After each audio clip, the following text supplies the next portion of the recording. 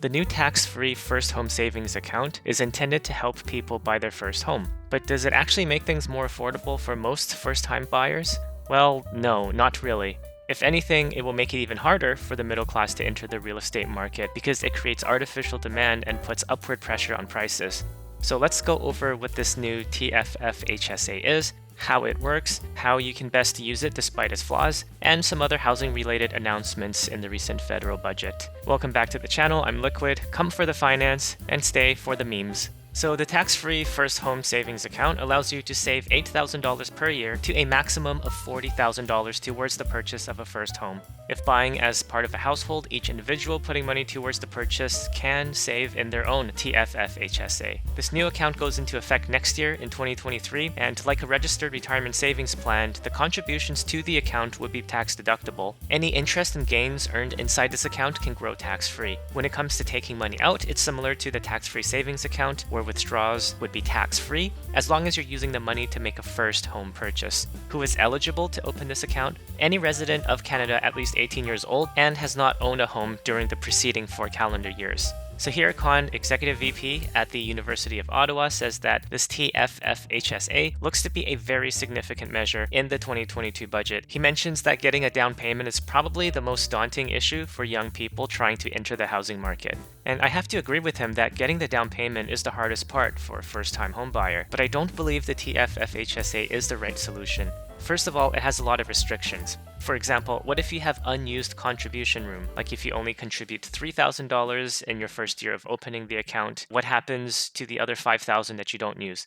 Well, unlike a TFSA or RRSP, where unused contribution room can roll over to the following year, the remaining $5,000 in this case will not be carried forward. So next year you will still face an annual contribution limit of $8,000. So you won't be able to lump sum and contribute large amounts for a down payment into this account. There are also restrictions on how long you can use the account. If you haven't used the funds in your FHSA within 15 years of opening the account, then your account will have to be closed. Any unused savings could be transferred into an RRSP or an RRIF, or would otherwise have to be withdrawn on a taxable basis. Transfers would not be reduced or be limited by your available RRSP room. Withdrawals and transfers also do not replenish your first home savings account contribution limits. Another downside of this account relates to the home buyer's plan. If you already have an RSP, you can use the home buyer's plan program to withdraw funds from your RSP to buy a home for yourself, up to $35,000 without paying any withholding tax. You just have to pay this money back to your RSP within 15 years.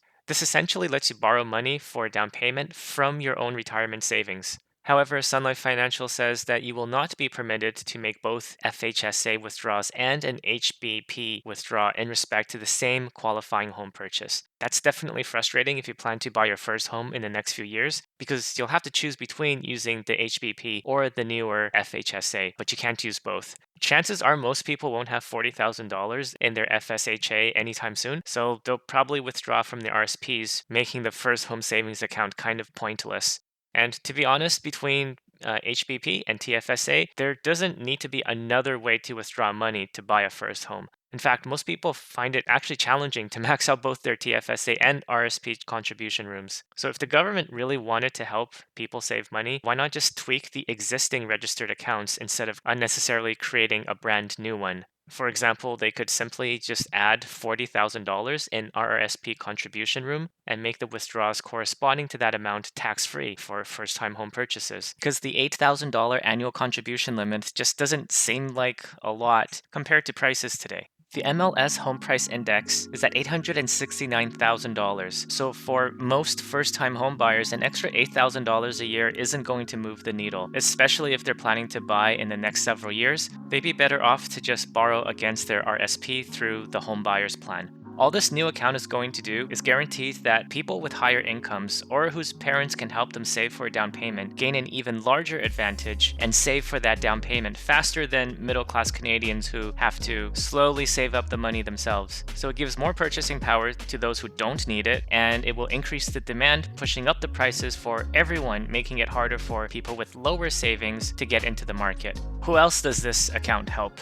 Well, existing homeowners will benefit from this because it will increase the price of real estate all around, especially in the lower end of the market, such as condos. The financial industry also benefits from this, like banks and financial advisors, because they will have another avenue to push their products and services, charging people fees. Meanwhile, the middle-class first-time home buyer who's struggling to save up for a down payment will probably get priced out of the market again, as it won't be as easy for him to contribute to the FHSA as someone with more money, but he'll be competing with those who will take full advantage of this tax-free account. So it's probably not the best policy to put in place right now, especially when monetary policy is tightening. But as is often the case, a government program will have the opposite outcome of its intended use.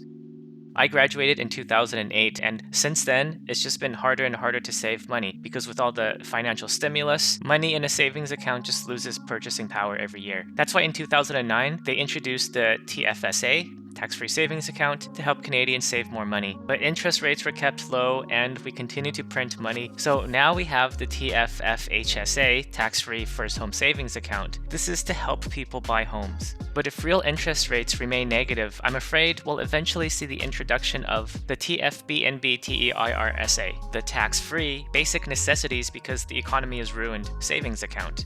And this may coincide with the Universal Basic Income Program because inflation would make it nearly impossible for most people to survive without constant government support. This is why it's really important to own productive businesses and hard assets to protect you against inflation. And real estate has historically been a good example of this. So if you're looking to buy your first home in the next few years, here's how you can maximize the advantage of the FHSA.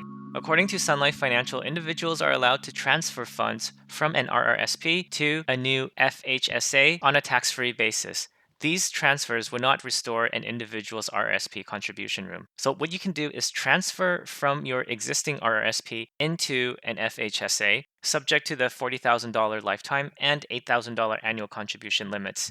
And then when you withdraw the funds for your eligible home purchase, you can also do this tax-free. And unlike the home buyer's plan, you don't have to pay back the withdrawn amount. Now, there are considerations to keep in mind, like how would this affect your drawdown strategy and taxation in retirement, but it's something to think about.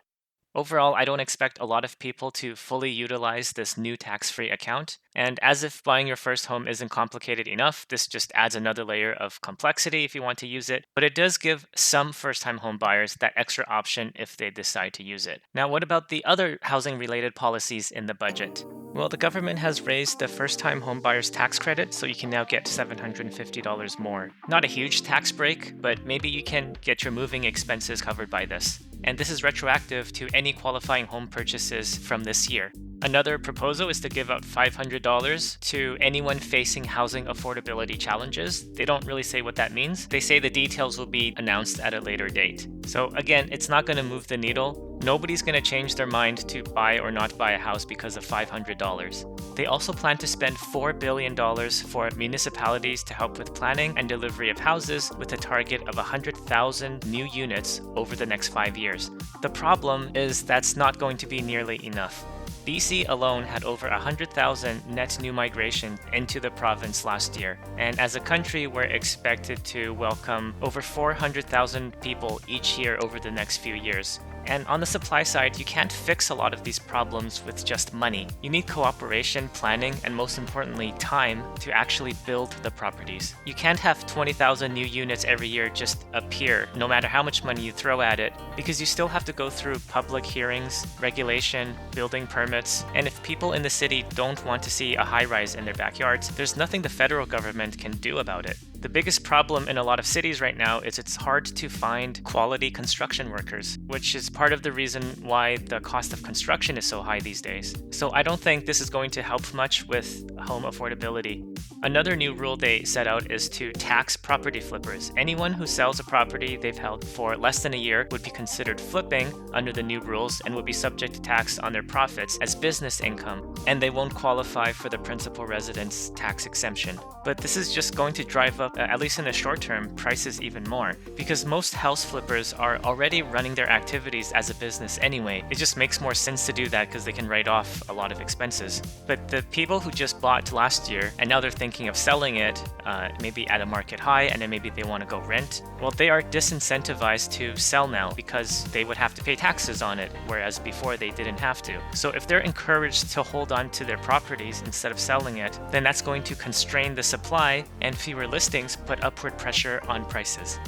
The government also announced plans to explore a 2-year ban on foreign ownership, but they haven't really given a lot of details because they're only planning to explore that idea.